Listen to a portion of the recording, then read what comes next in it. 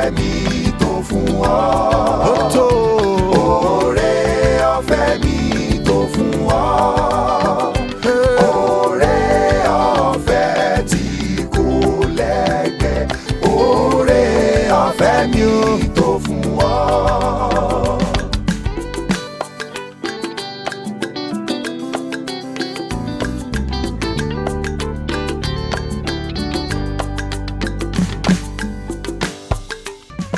Oore ọ̀fẹ́ mi tó fún ọ.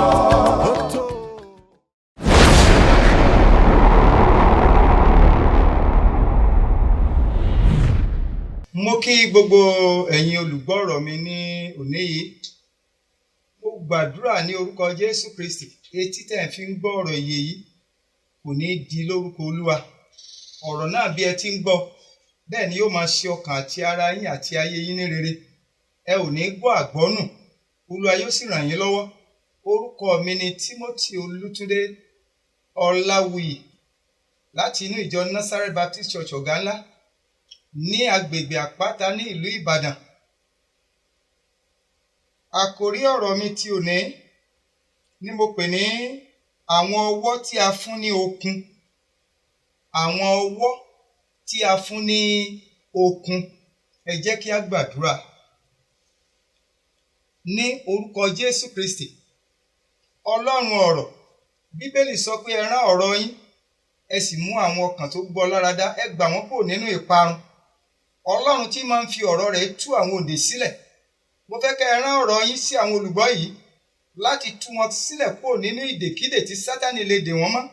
Nítorí pé ẹ ò fẹ́ kí Sátánì ó yayọ̀ ìṣẹ́gun lórí ẹnikẹ́ni. Mo gbàdúrà lórúkọ Jésù Kristi, Olúwa ẹ ṣe bẹ́ẹ̀. Ìránṣẹ́ yín tẹ́ ń lò tẹ́ ó sì máa lò. Ẹ̀mí láti òkè wá, agbára ìyanu àti àṣẹ ọ̀rọ̀ rẹ̀. Lórúkọ Jésù Kristi, Ọlọ́run ẹ fi fún ìránṣẹ́ yín. Òpè ni, kò sì gbọ́n, ṣùgbọ́n ẹ̀yin lórísun ohun gbogbo. Látorí ìtẹ́ àánú wá, Olúwa ẹ jẹ́ agbára fún un. Ní orúkọ Jésù, Olúwa wa. Àmín. Bíbélì kíkà wa ni a ó rí nínú ìwé Nehemiah orí 6 ẹsẹ̀ 9 àkọ́kọ́. Nehemiah orí 6 ẹsẹ̀ 9 àkọ́kọ́. Ẹ gbọ́ ohun tí a kọ sílẹ̀ nínú Bíbélì. Ó ní ó sì ṣe nígbà tí Sanbalati àti Tòbáyà àti Gésẹ́mù ará Arábíà àti àwọn ọ̀tá wa ìyókù gbọ́ pé mo ti mọ odi náà àti pé kò kù ibì kan yíká, àti pé kò kù ibì kan yíyà kan nínú rẹ̀ mọ́, bí èmi kò tilẹ̀ tí ì gbé ilẹ̀kùn wọn nì ró ní ibodè ní àkókò náà. Ní Sanbalati àti Gésẹ́mù ránṣẹ́ sí mi wípé má jẹ́ kí a jọ pàdé nínú ọ̀kan nínú àwọn ìletò ní pẹ̀tẹ́lẹ̀ ọ̀nà, ṣùgbọ́n wọ́n ń gbèrò àti ṣe mí ní ibi. Mo sì rán oníṣẹ́ sí wọn pé èmi ń ṣiṣẹ́ iṣẹ́ ńlá kan, èmi kò lè sọ̀kalẹ̀ wá. Èéṣe tí iṣẹ́ náà yóò fi dúró nígbà tí mo bá fi í sílẹ̀, tí mo bá sì sọ̀kalẹ̀ tọ̀ yín wá. Síbẹ̀ wọ́n ránṣẹ́ sí mi nígbà 4. Báyìí mo sì dá wọn lóhùn bákan náà. Nígbà náà ni Sanbalati rán ọmọ ọ̀dọ̀ rẹ̀ sí mi bákan náà ní ìgbà 5 tí ohun ti ìwé ṣíṣí lọ́wọ́ rẹ̀. Nínú rẹ̀ ni a kọ pé à ń ròyìn láàrin àwọn kèfèrí. Gásímù sì wí pé ìwọ àti àwọn ará Júdà rò láti ṣọ̀tẹ̀, nítorí ìdí èyí ni ìwọ ṣe mọ odi náà, kí ìwọ lè jẹ́ ọba wọn gẹ́gẹ́ bí ọ̀rọ̀ wọ̀nyí. Ìwọ pẹ̀lú sì ti yan àwọn wòlíì láti kéde rẹ̀ ní Jerúsálẹ́mù wípé ọba wà ní Júdà. Nísinsìnyí ni a ó sì rò ó fún ọba gẹ́gẹ́ bí ọ̀rọ̀ wọ̀nyí. Ǹjẹ́ wá nísinsìnyí kí a jọ gbìmọ̀.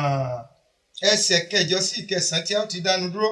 Nígbà náà ni mo ránṣẹ́ sí wọn pé a kò ṣe irú èyí tí ìwọ sọ, ṣùgbọ́n ìwọ rò wọ́n lé ọkàn ara rẹ ni. Nítorí gbogbo wọn mú wa bẹ̀rù wípé ọwọ́ wọn yóò rọ̀ nínú iṣẹ́ náà kí a má lè ṣe é. Ǹjẹ́ nísinsìnyí Ọlọ́run mú ọwọ́ mi lé. Ẹsẹ̀ 9 yẹn ló bí ẹsẹ̀ wúrà. wọ́n mú wa bẹ̀rù pé bóyá a ó lè dáwọ́ dúró lórí iṣẹ́ tí à ń ṣe, ṣùgbọ́n kàkà tá ó fi bẹ̀rù, Ọlọ́run tún wá mú ọwọ́ wa lé. Ẹ ké hallelujah.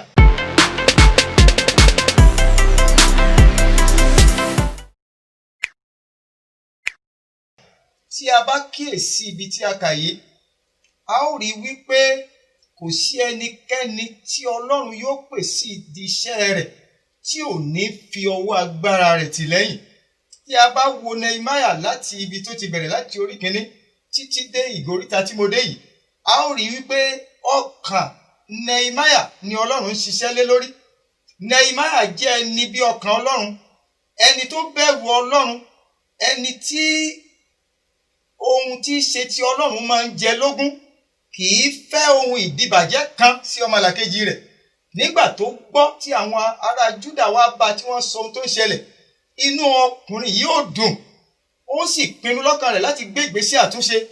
Jẹ́jẹ́ mọ̀ pé nígbà tó wá ojú Ọlọ́run tí Ọlọ́run sọ pé òun ti gbọ́, ó lọ bá ọba sọ ìran náà, ọba tì í lẹ́yìn, ọba ní kó máa lọ. Nígbà tó dé ìlú Jerúsálẹ́mù, ó sì pe àwọn ọ̀jọ̀gbọ́n ènìyàn, àwọn olóye, àwọn tó bẹ̀rù Ọlọ́run, àwọn ẹni bí ọkàn rẹ̀. Ó pín ìran náà fún wọn. Lẹ́yìn ìgbà tí wọ́n gbọ́ ìran yìí, wọ́n ní àwọn ṣetán láti tì í lẹ́yìn kí àwọn jọ ṣe iṣẹ́ náà. Wọ́n sì bẹ̀rẹ̀ iṣẹ́ ìmọ̀ odi yìí. Jẹ́jẹ́ mọ̀ wípé níbi tí a kà yìí ni láti rí pé Nehemiah ti mọ odi tí àwọn ọ̀tá wó ní ilẹ̀ Jerúsálẹ́mù. Ó mọ gbogbo odi yẹn tán. Ohun kan tó kàn kù ni pé kò tí ì gbé ilẹ̀kùn ẹnu ìlò kọ̀ọ̀kan, kò tí ì gbé dìde. Eléyìí ni àwọn ọ̀tá rí, ni wọ́n wá bẹ̀rẹ̀ sí wá àtàmọ́ àtàmọ̀ ọ̀rọ̀ tó lè ba Nehemiah àtàwọn ẹnìkejì rẹ̀ lẹ́rù, wípé a lọ sọ fún ọba pé ẹ̀yin ń dìtẹ̀ nítorí pé ń tẹ́ ń ṣe yẹn nìkan ò ṣe é. A ti sọ fún yín láti bẹ̀rẹ̀ pé ẹ má dá lásà, ẹ má dáwọ́lé, ẹ sá ní dandan ẹ ó ṣe é. Ẹ ti wá fẹ́ parí rẹ̀ báyìí.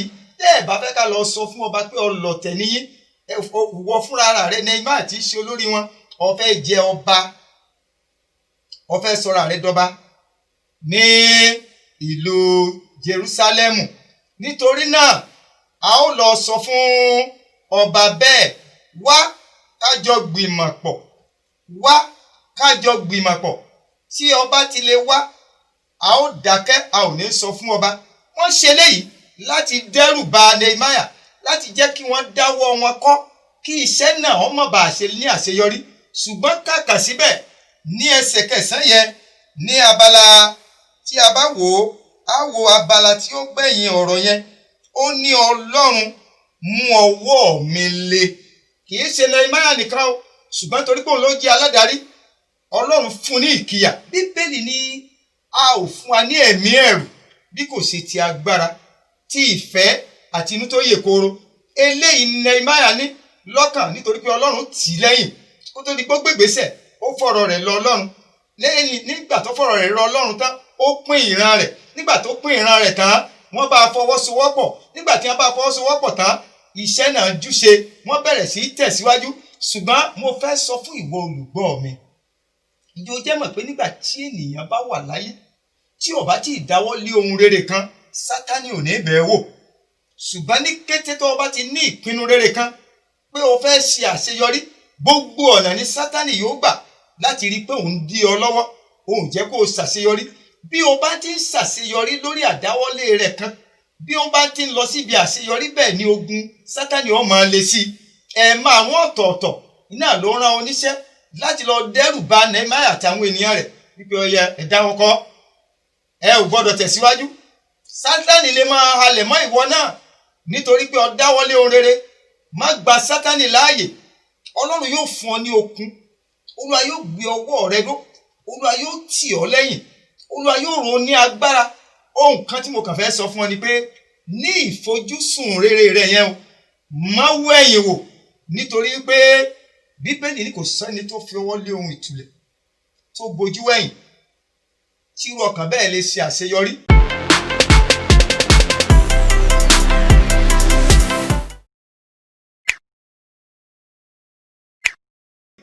Nítorí náà, ó ti fi ọwọ́ lé ohun rere nínú ọdún yìí.